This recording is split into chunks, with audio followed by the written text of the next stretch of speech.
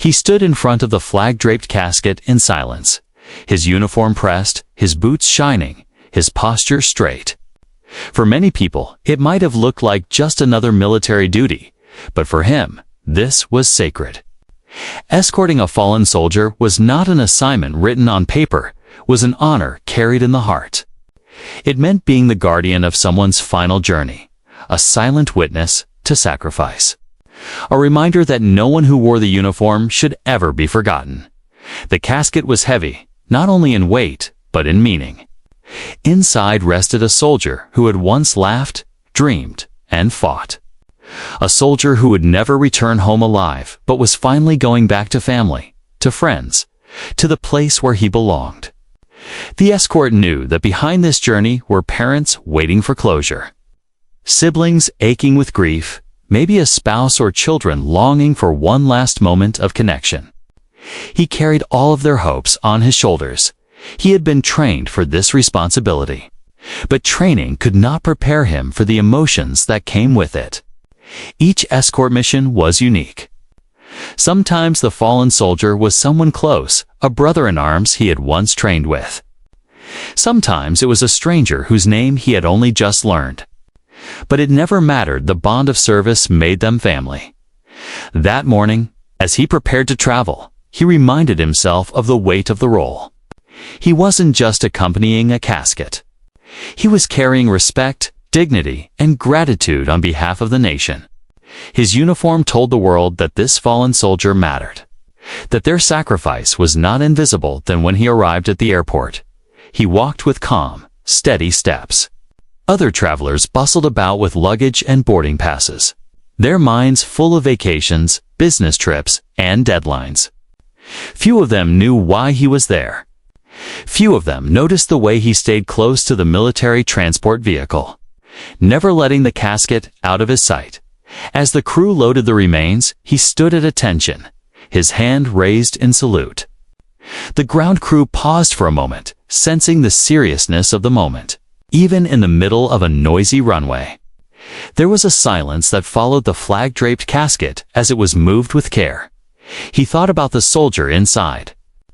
Maybe he was young, fresh out of training, with dreams that had been cut short.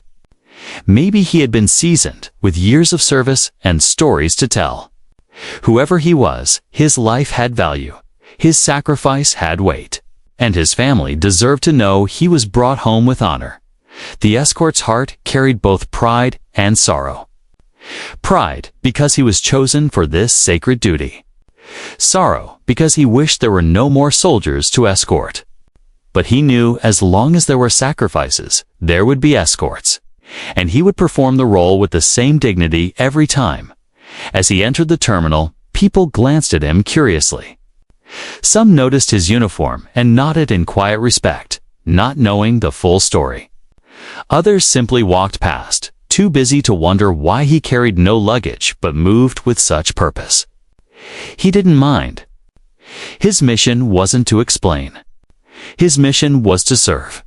Inside, he sat quietly, his thoughts heavy. He remembered his own brothers and sisters in arms, some still alive, some lost. He remembered the promises made in silence that no one would be left behind, that even in death, they would be brought home with honor. That was why he was here. Not for recognition, not for praise, but for duty. In that moment, he reflected on the word duty itself. It was a simple word, but it carried an ocean of meaning. Duty meant waking before dawn, marching in the rain, standing guard in the cold. Duty meant sacrifice, discipline, and silence when the heart wanted to break. And today, duty meant being the bridge between a fallen soldier and the family waiting with broken hearts. Every escort knew this was more than a military responsibility. It was a human responsibility, to show that even in a world that often forgets, there are still people who remember. To show that every soldier's journey home matters. To show that the nation's gratitude does not end with death. As he waited for the flight to be called, his eyes stayed steady, but his heart whispered prayers for the soldier, for the family, for strength to carry this mission through. He knew challenges might come. Traveling with a casket was never simple. There would be paperwork, procedures, delays, maybe even moments of conflict with people who didn't understand. But none of that mattered. What mattered was his promise to stand guard until the very end. This was not about him. It was about the one who could no longer walk, no longer speak, no longer carry the uniform. It was about carrying them instead, step by step, mile by mile, until they reached home. That was the duty. And he was ready to fulfill it, no matter the cost. The journey started quietly, with no fanfare and no announcements. To most of the people in the airport that day, it was just another morning. They were busy checking their luggage, rushing through security, or scrolling through their phones while sipping coffee. But for him, the escort, this journey was unlike any other. He stayed close to the casket, his eyes steady, his posture unshaken. The flag draped over it was more than cloth, it was a story. A reminder of sacrifice, of a soldier who would never walk these halls alive again. Airline workers rolled the casket with care, but it was the escort who stood guard, making sure every step was done with dignity. Some people noticed, some didn't. A few paused to watch, their expressions softening when they realized what the flag meant. Others looked away, unsure if they should acknowledge the sight. The escort didn't need their attention.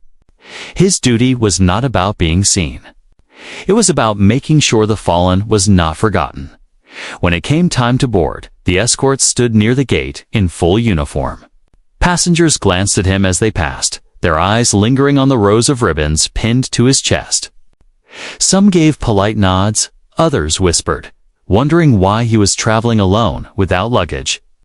No one knew the weight he carried, not in bags, but in his heart.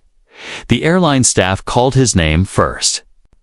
They offered him early boarding, but it wasn't a privilege, it was protocol.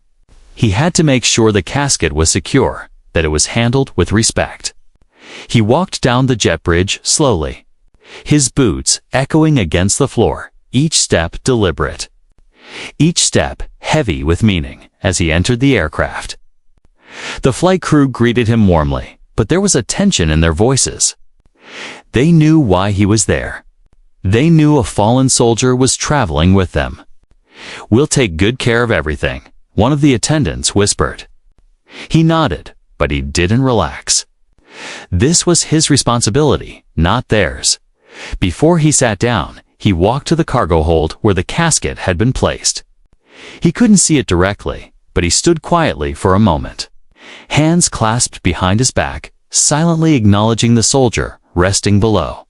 "I'm here," he thought. "I won't let you make this journey alone." Only after that did he take his seat. It was near the back, chosen so he could be as close as possible to the cargo area. Passengers continued to board, filling the seats around him. Some glanced at him with curiosity, noticing his uniform. A child sitting across the aisle stared at him with wide eyes, whispering to his mother, "Is he a soldier?" The mother smiled softly, nodding, and told the child to thank him. The escort gave a small nod back, but said nothing. He wasn't there for gratitude. The plane filled with the ordinary sounds of travel suitcases thudding into overhead bins, people shuffling into seats, the murmur of conversations. But beneath it all, the escort felt the silence of his mission. The soldier below could not speak, could not complain, could not demand comfort. It was his job to be their voice, their presence, their dignity as the engines roared to life and the plane taxied toward the runway. He looked out the window. The sky was wide, endless. He thought about the soldier's family waiting at the other end, waiting not for a reunion filled with hugs and laughter, but for one wrapped in grief and finality. He thought of the tears that would fall, the silence that would fill their home. And he promised again, silently, that he would bring their loved one back with honor. The takeoff was smooth, but his heart was heavy. Around him, passengers settled into the routine of travel, pulling out headphones, opening laptops, flipping through magazines. To them, it was just another flight. To him, it was sacred ground, A flying sanctuary carrying a hero home. Hours passed, but he didn't sleep. His mind kept returning to memories of service, the marches in the rain, the long nights on base, the laughter shared with comrades, the losses that left scars deeper than wounds. Every escort mission was a reminder that the uniform was more than cloth. It was a promise, a duty, a burden, and an honor. At one point, a passenger leaned over and asked quietly, "Are you traveling for business?" The escort turned, his eyes calm but firm. "No," he replied softly. "I'm escorting a fallen soldier." The words hung heavy in the air. The passenger's eyes widened, their face paling with realization. "I'm sorry," they whispered. The escort gave a small nod, then returned to silence. That was all he needed to say. As the flight continued, he thought about the soldier below. He imagined their life. Maybe they had once sat in a seat like his, dreaming of home. Maybe they had walked through airports alive, greeted by loved ones. Now their journey was different, and he was the one who would carry them the rest of the way. The escort didn't know that challenges were waiting ahead. He didn't know the airline would soon make decisions that would test his resolve, that would insult the very honor he was sworn to protect. For now, he only knew the weight of the mission. Stay close, stay steady, and never forget who he was guarding. The journey had begun, and he was ready to see it through. The flight landed smoothly. But before the escort could feel even a moment of relief, the trouble began. He waited patiently as passengers disembarked, staying seated until the cabin was nearly empty. His mission was not to rush out with everyone else. His mission was waiting below, where the casket rested in the cargo hold. When he stepped off the plane, he expected the transition to be smooth. Usually, airlines cooperated. There were procedures, respectful pauses, moments of silence. But this time, as he approached the gate agent to request access to remain with the fallen soldier during the transfer, he was met with cold formality. "Sir, you'll need to wait in the terminal," the agent said, her tone clipped. "Security doesn't allow passengers near the cargo area." The escort kept his voice calm. "Ma'am, I am the official escort. This is my duty. I must be present as the remains are transferred. It's not optional." The agent frowned, clearly uncomfortable but unwilling to bend. "I understand, but this is airline policy. You'll have to wait until the casket is moved to the connecting area. You can follow later." The words cut deep. To call a fallen soldier's body cargo was already painful enough, but to be told he couldn't fulfill his solemn duty, it was unbearable. He straightened his shoulders, his uniform crisp, his eyes steady. "With respect, I cannot leave him. He is my responsibility until I deliver him to his family. If he moves, I move. That's the promise." Another airline staffer joined in, this one more impatient. "Sir, you're delaying operations. Please step aside. We have schedules to keep." The escort felt anger rising in his chest, but he contained it. Anger would not honor the soldier. Instead, he spoke with the steel of discipline. "You don't understand. This is not about convenience. This is not about schedules. A soldier died serving this country. My duty is to make sure he is not left alone, not treated as just another box to load. He deserves respect." Passengers passing by began to notice the exchange. Some slowed down, curious. A few lingered, catching enough words to realize what was happening. Murmurs rippled through the terminal. "What's going on? He's escorting a soldier. Why are they stopping him?" The airline staff shifted uncomfortably under the growing attention. Still, one of them insisted, "Sir, you're creating a scene. Please comply." The escort took a deep breath, his jaw tight. He wasn't trying to create a scene, but he would not walk away. "If doing my duty looks like creating a scene, then so be it. I will not abandon him. Not here, not now. The tension thickened. The staff exchanged glances, unsure how far to push. Rules were rules, but the soldier's unwavering stance, his firm but respectful words, and the watchful eyes of passengers made it harder to dismiss him. Finally, one passenger spoke up. "Let the man do his job," she said loudly. Heads turned. Another added, "He's escorting a fallen hero. Show some respect." The murmur turned into a wave of support. Dozens of voices rose, backing the escort, questioning the airline. The staff's authority began to crumble under the weight of public opinion. The escort didn't move or raise his voice. He simply stood his ground, hands behind his back, eyes calm. A soldier doing what he was sworn to do, inside though. His heart pounded.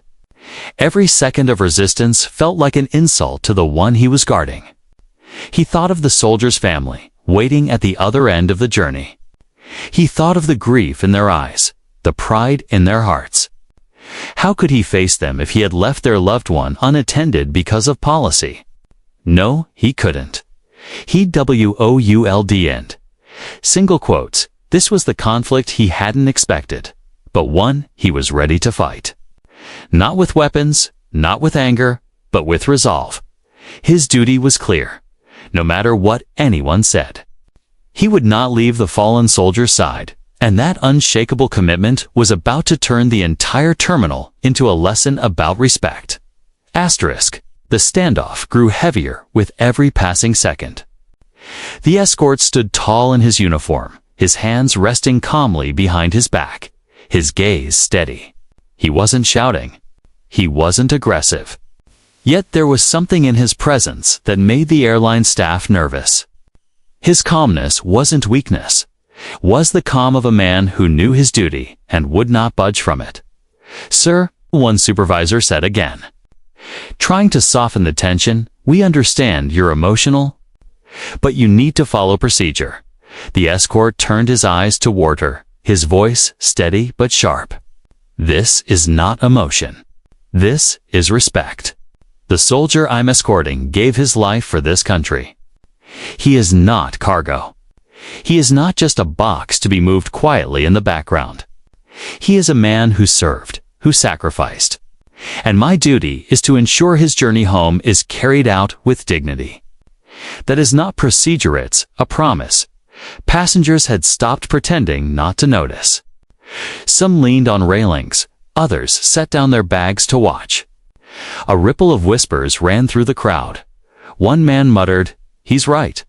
Another woman added, "Why are they even arguing? Let him do his job." The escort didn't raise his voice, but the weight of his words carried through the space. "If you ask me to step aside, you are asking me to abandon him. And that I will not do. I have stood in the heat of deserts and the cold of mountains beside men like him. I have watched them fall. I have promised again and again that they would never be left behind. I will not break that promise now, not in an airport terminal." The airline staff shifted uneasily. They weren't used to being challenged this way, especially not by someone who radiated such quiet authority. One of them tried again, her voice firmer. "Sir, you're holding up operations. Please understand, this is policy. You need to cooperate." The escort leaned slightly forward, his voice lowering but his tone unshakable. "Policy may be written in paper. Duty is written in blood. Which one do you think I will follow?" Silence. Even the staff didn't know how to respond. His words cut deeper than any argument they could make.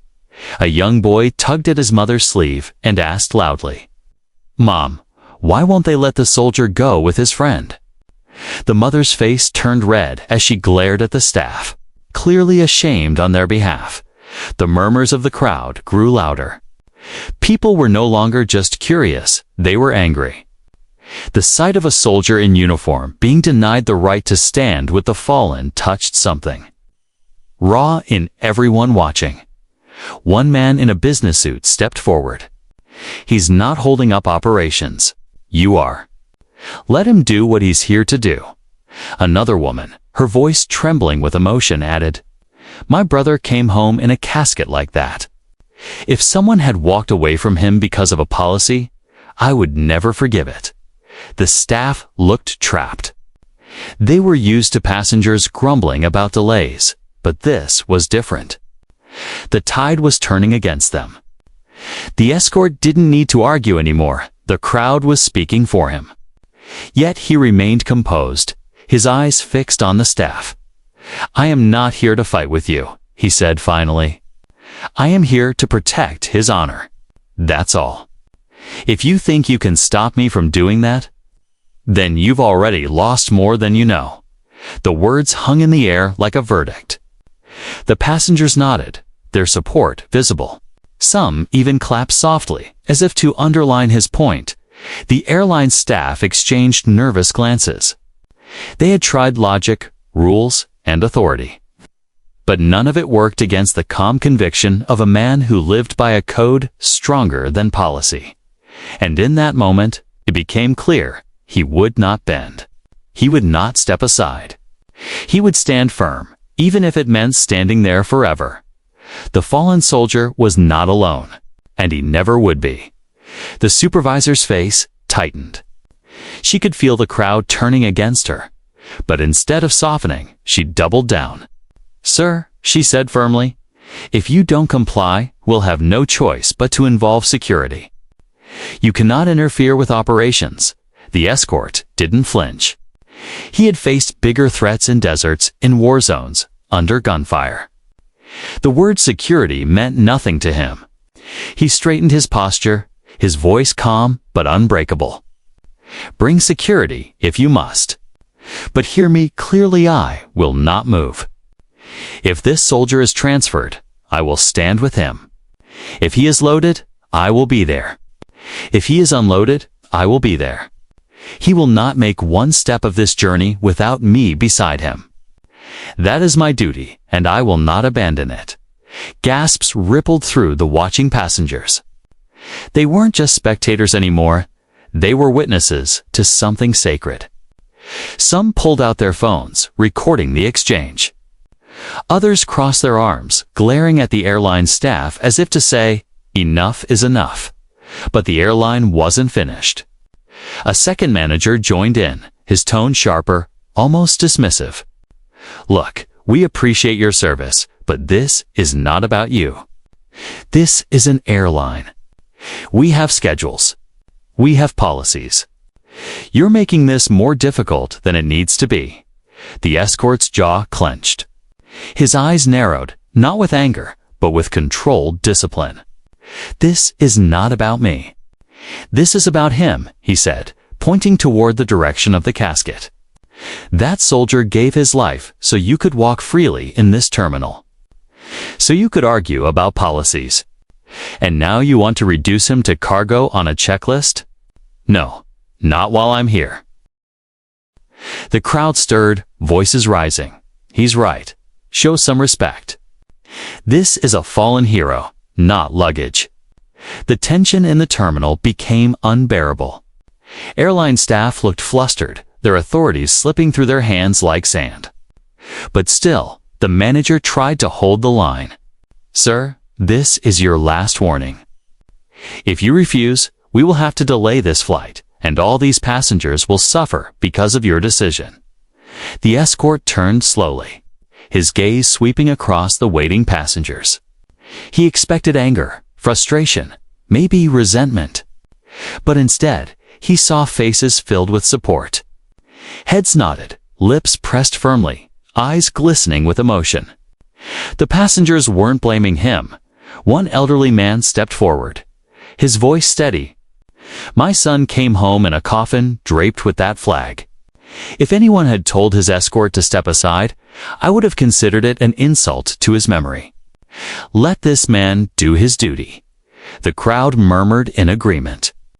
Someone began clapping softly, and soon others joined, the sound spreading like a wave of solidarity. The escort didn't move, didn't smile, didn't break discipline. But inside, he felt the strength of the people rising behind him. Still, the airline staff tried again. You don't understand the disruption this causes. The escort's voice cut through the noise like a blade. The only disruption here is the one you are causing by refusing to honor a fallen soldier. Delay your flight, call security, write your reports, do what you must. But understand this, some things are bigger than your schedules. Some things are bigger than your policies. This man gave his life. That is not negotiable. The terminal fell silent after his words. Even the staff seemed unsure what to do. They weren't just arguing with a passenger anymore. They were arguing with duty. With honor, with the weight of sacrifice itself. Phones kept recording. Passengers kept watching. And slowly, the airline staff realized they were standing on the wrong side of this moment. But pride made them hesitate, refusing to admit it, so they stalled. They whispered among themselves, made calls on radios, shuffled nervously as the escort stood unmoving. A statue of resolve in the middle of the terminal. The refusal was clear. The airline still hadn't backed down. But what they didn't realize was that the longer they resisted, the stronger the story became, and the more the crowd turned against them. The escort knew one thing: he wasn't leaving. No matter how long it took, no matter how many arguments they threw at him, he would remain exactly where he needed to be, standing guard over the fallen. And deep down, he already knew the airline's refusal would soon collapse under the weight of truth. Asterisk, the tension in the terminal had grown unbearable. Airline staff huddled near their podium, whispering into radios, their faces pale with frustration. The escort stood still, his uniform crisp, his body unmoving, like a soldier carved from stone. Passengers, who at first only watched from a distance, now crowded closer. Their eyes bounced between the airline and the escort. And it was clear, sympathy was no longer with the airline. The manager tried again. Her voice louder this time, hoping authority would drown the rising tide. Ladies and gentlemen, please understand. This passenger is interfering with flight operations. We cannot allow him to. She didn't finish. A voice from the crowd cut her off. No, a woman said sharply. She stepped forward, her face red with anger. He's not interfering. He's doing his duty. You're the ones interfering with respect. The crowd murmured in agreement. More voices rose. She's right. Let the man stay with the soldier.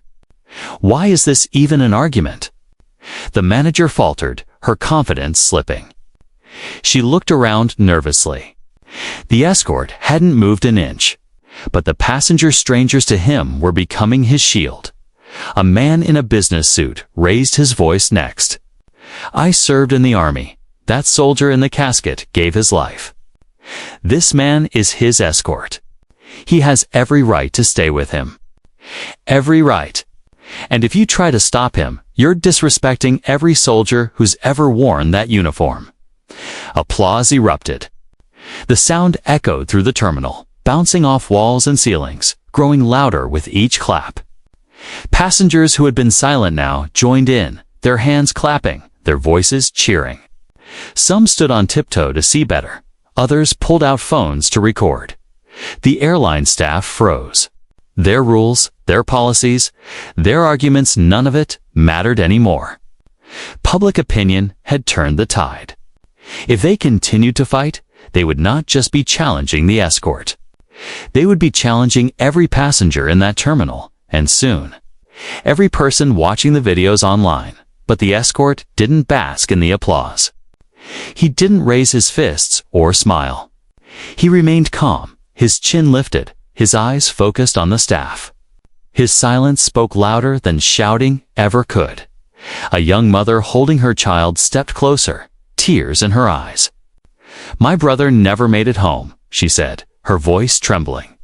If he had, I would have wanted someone like you to bring him back. Don't you dare stop this man from doing his duty. The crowd grew louder. People shouted phrases that cut deep. Honor the fallen. Respect the uniform. Duty over policy. The staff tried to quiet them, raising their hands, but it was useless. The terminal was alive with solidarity. Strangers united by one truth. Respect for sacrifice cannot be negotiated. One of the security guards finally arrived, his hand resting on his radio. He looked at the manager, then at the escort, then at the crowd.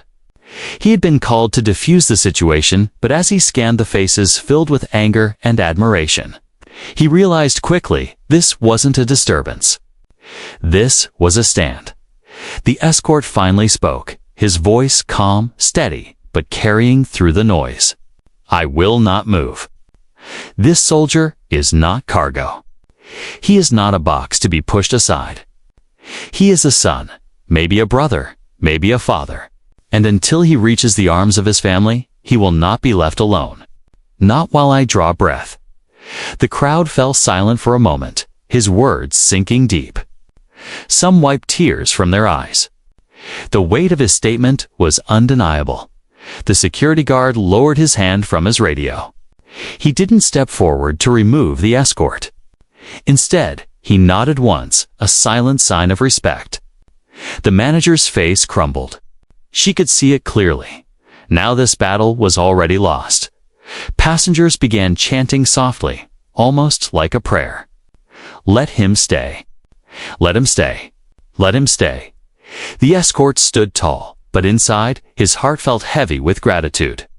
He had come prepared to fight this battle alone.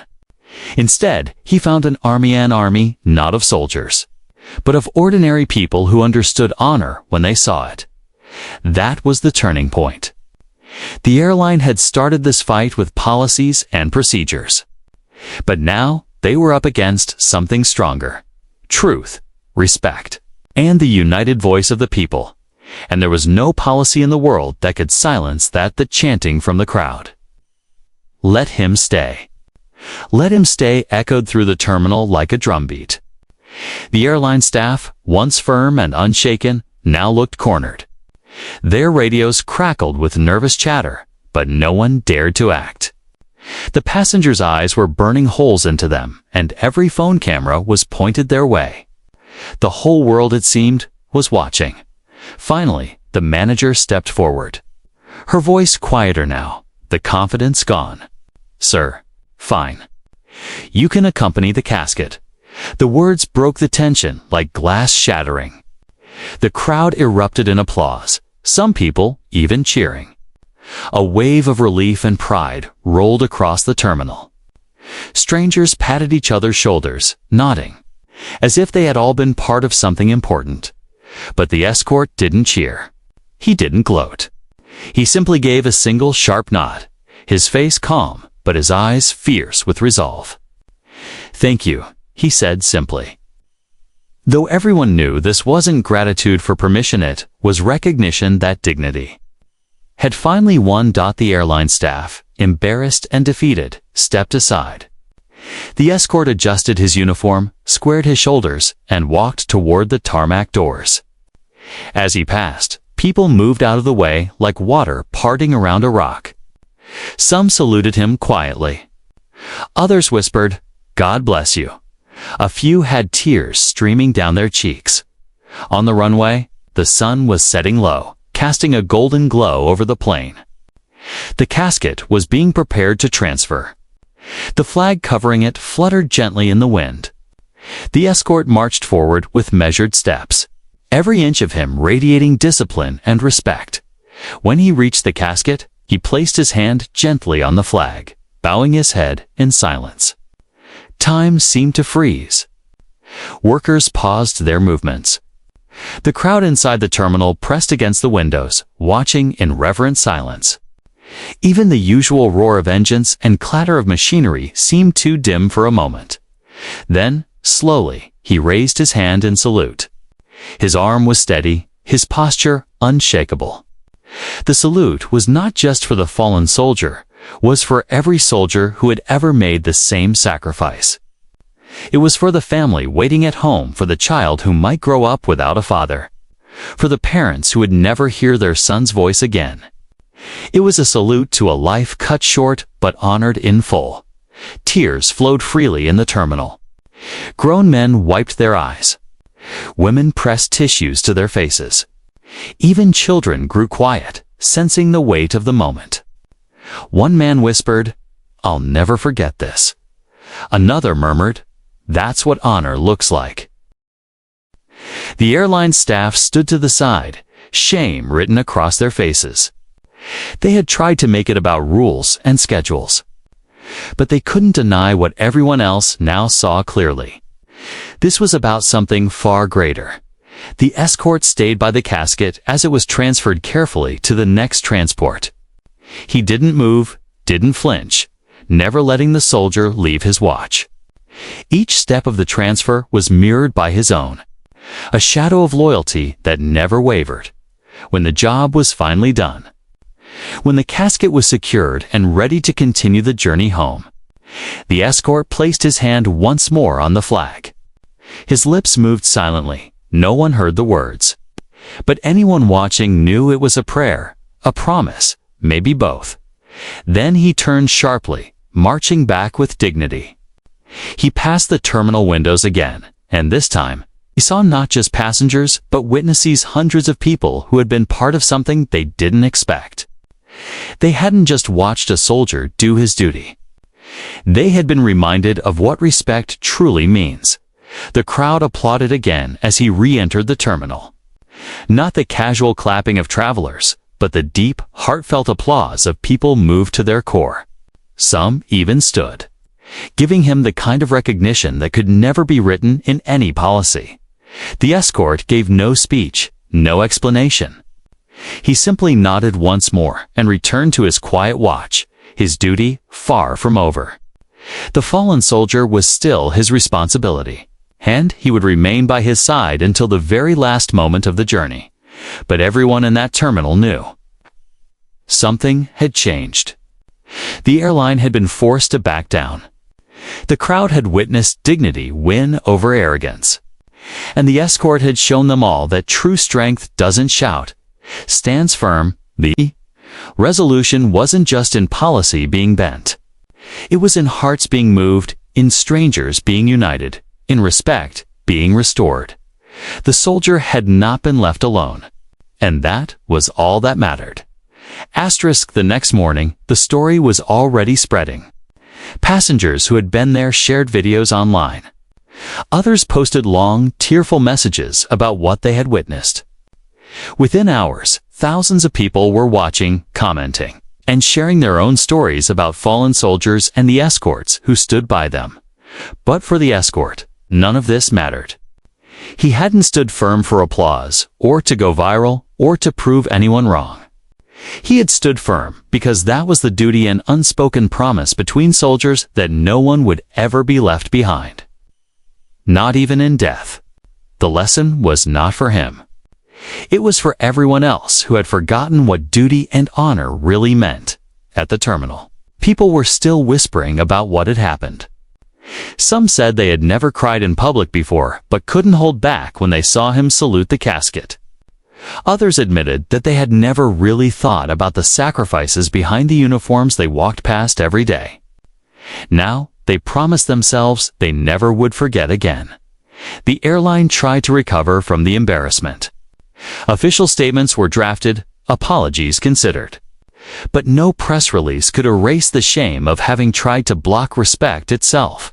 Policies could be rewritten, but the memory of being corrected by one man's unwavering conviction that would never fade.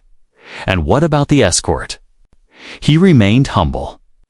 When a fellow passenger approached him after everything was over, thanking him for what he had done, he shook his head. "I only did what anyone in my position should have done," he said softly. This wasn't about me. It was about him. It's always about them. That was the lesson that lingered with people. The passengers had come to the airport for business trips, vacations, family visits. They hadn't expected to walk away with a story that would stay with them forever. They had seen with their own eyes that true strength doesn't come from shouting, from power, or from policy. True strength comes from standing for what is right. Even when you stand alone. The escort reminded them that fallen soldiers are not just numbers or names on a wall. They are sons, daughters, brothers, sisters, mothers, fathers. They are people who laughed, dreamed, and gave everything so others could live in freedom. And the least the living can do is honor them on their final journey home. For the escort himself, there was quiet peace in knowing he had kept his promise. He had faced resistance, humiliation, even the threat of being dragged away. Yet he had not wavered. And because he stood firm, a soldier's final journey was carried out with the dignity it deserved. That was his reward, not applause, not recognition, but the knowledge that he had not failed his fallen brother. As days passed, more people spoke of the event as a lesson. Parents told their children about it. Teachers used it in classrooms. Veterans nodded in recognition. The story became more than just one escort and one airline. It became a reminder to everyone: respect is not optional.